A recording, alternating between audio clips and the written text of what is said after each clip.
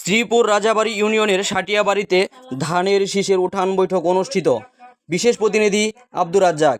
গাজীপুরের শ্রীপুর উপজেলা রাজাবাড়ি ইউনিয়নের সাটিয়াবাড়ি গ্রামে ধানের শীষ প্রতীকের প্রার্থী ডক্টর এস.এম. রফিকুল ইসলাম বাচ্চু নির্বাচনী এলাকায় একটি বিশেষ উঠান বৈঠক অনুষ্ঠিত হয়।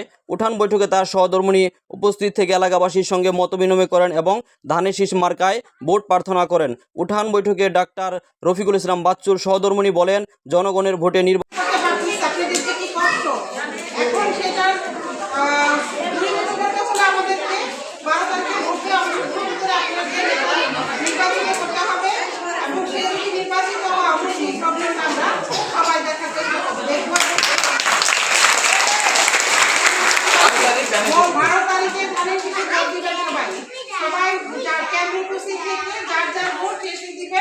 সকালে সবাই চলে যাবেন ভোট কেন্দ্রে এবং ভোট দিয়ে আপনাদের ডাক্তার বাচ্চুকে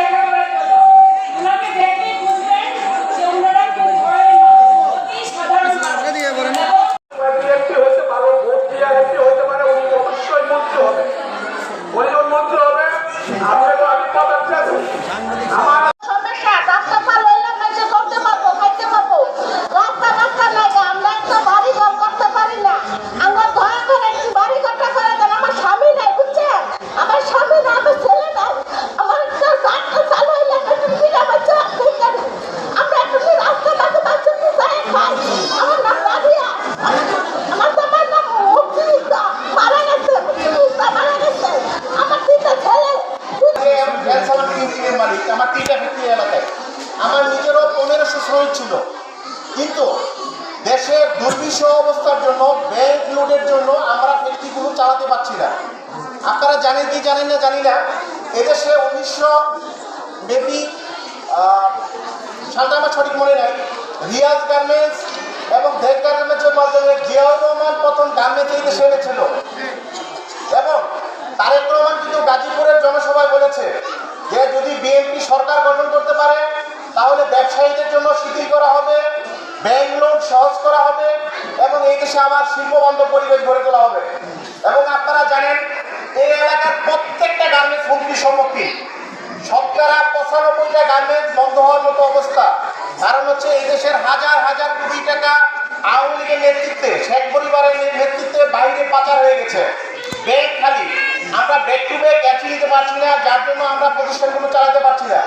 আপনারা নিশ্চিন্তে থাকেন, এদেশে যদি বিএনপি সরকার আসে তাহলে আবার ব্যবসা বান্ধব পরিবেশ হবে। আপনারা কি জানেন এই জাতীয় কিভাবে স্থাপন হয়েছিল?